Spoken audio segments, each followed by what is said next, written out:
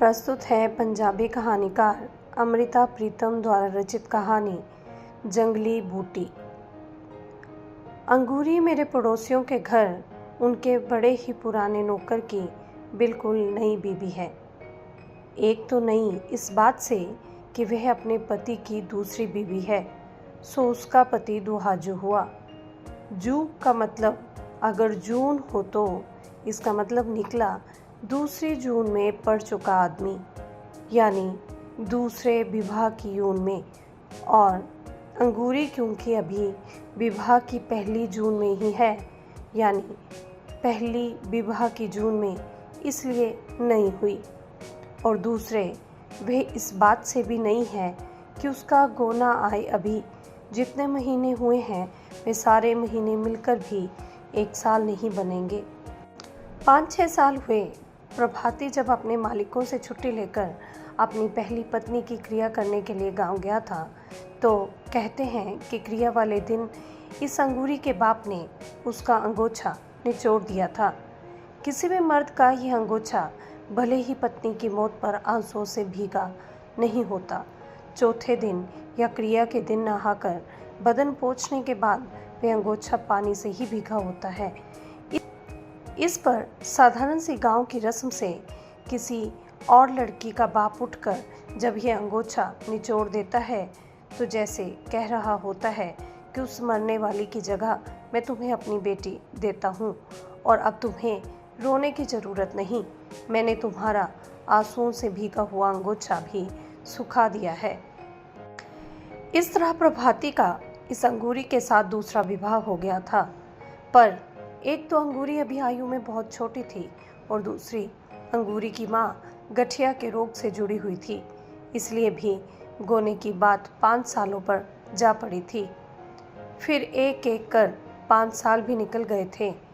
इस साल जब प्रभाती अपने मालिकों से छुट्टी लेकर अपने गांव गोना लेने गया था, तो अपने मालिकों को पहले ही कह गया था कि या तो वह बहू को भी साथ लाएगा और शहर में ही साथ रखेगा, या फिर वह भी गांव से नहीं लौटेगा। मालिक पहले तो दलील करने लगे थे कि एक प्रभाती की जगह अपनी रसोई में वे 2 जनों की रोटी नहीं देना चाहते थे। पर जब प्रभाती ने ये बात कही कि वह कोठरी के पीछे वाली कच्ची जगह को पोत कर अपना चूल्हा बनाएगी, अपना पकाएगी, अपना खाएगी, तो उसके मालिक ये बात मान गए थे। सो अंगूरी शहर आ गई थी। चाहे अंगूरी ने शहर आकर कुछ दिन मोहल्ले के मर्दों से तो क्या, औरतों से भी घूंघट ना उठाया था, पर फिर धीरे धीरे उसका घूंघट झीना हो गया था। वह पैरों से चांदी की झांझरें पहनकर छनक छनक करती मोहल्ले की रौनक बन गई थी। एक झांझर उसके पाँवों में पहनी होती, एक उसकी हंसी में। चाहे वह दिन में अधिकतर हिस्सा अपनी कोठरी में ही रहती थी, पर जब भी बाहर निकलती एक रौनक उसके पाँव के साथ साथ चलती थी। ये क्या पहना है अंगूरी? ये तो मेरे पैरों की छैल चूड़ी है, और ये उंगलियों में ये तो बिछुआ है, और ये बाहों में ये तो पछेला है, और माथे पर अलीबंद कहते हैं इसे।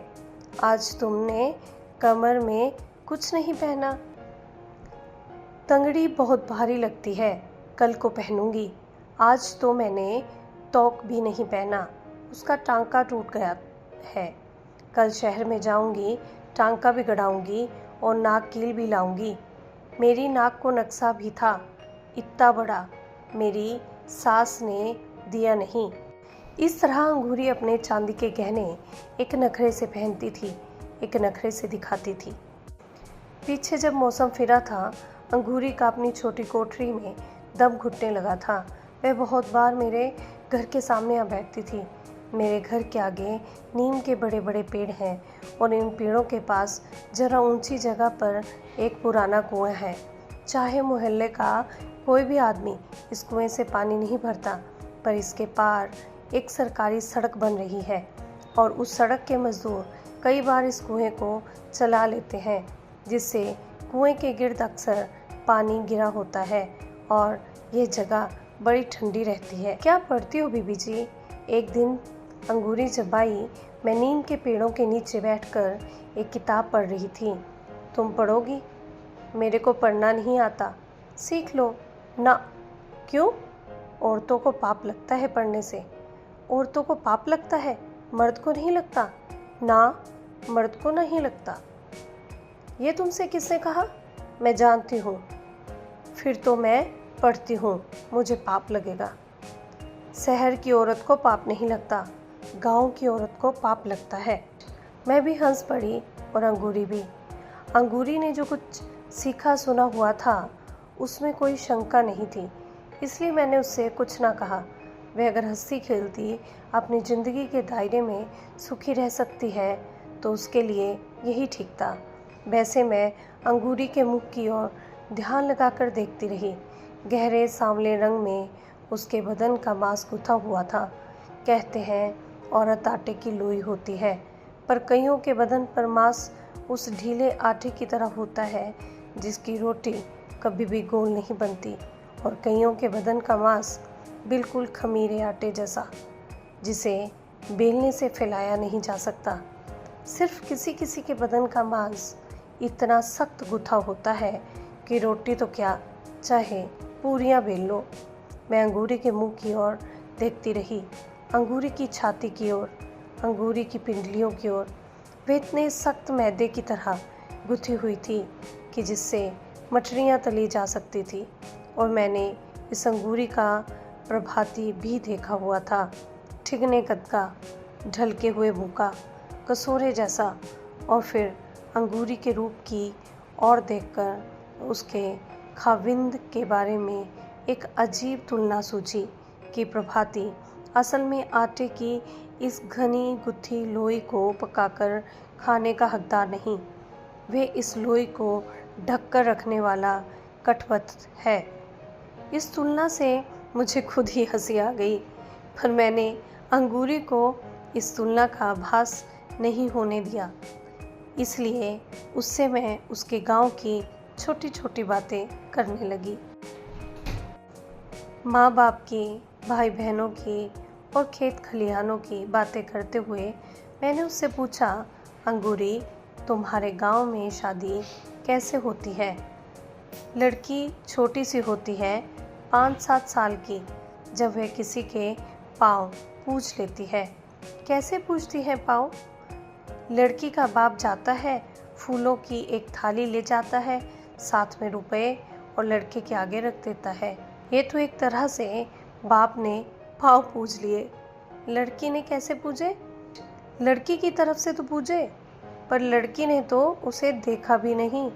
लड़कियां नहीं देखती, लड़कियां अपने होने वाला खाविंद को नहीं देखती ना, कोई भी लड़की नहीं देखती ना। पहले तो अंगूरी ने ना कर दी, पर फिर कुछ सोच सोच कर कहने लगी, जो लड़कियां प्रेम करती हैं वे देखती हैं। तुम्हारे गांव में लड़कियां प्रेम करती हैं? कोई कोई। जो प्रेम करती है उनको पाप नहीं लगता? मुझे असल में अंगूरी की वे बात स्मरण हो गई थी कि औरत को पढ़ने से पाप लगता है। इसलिए मैंने सोचा कि उस हिसाब से प्रेम करने से भी पाप लगता होगा। पाप लगता है, बड़ा पाप लगता है, अंगूरी ने जल्दी से कहा। अगर पाप लगता है तो फिर वे क्यों प्रेम करती हैं? जे तो बात जे होती है कि कोई आदमी जब किसी की छोकरी को कुछ खिला देता है तो वह उससे प्रेम करने लग जाती है। कोई क्या खिला देता है उसको? एक जंगली बूटी होती है, बस वही पान में डालकर या मिठाई में डालकर खिला देता है। छोकरी उससे प्रेम करने लग जाती है, फिर उसे वही अच्छा लगता है, दुनिया का और कुछ भी अच्छा नहीं लगता।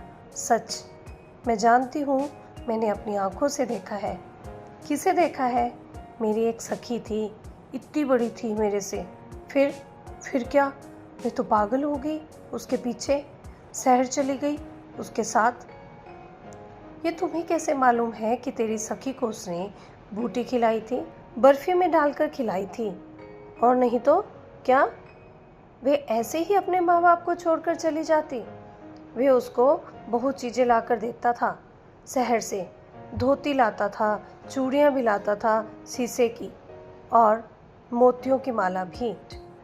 ये तो चीज़ें हुई ना, पर ये तुम्हें कैसे मालूम हुआ कि उसने जंगली बूटी खिलाई थी? नहीं, नहीं खिलाई थी।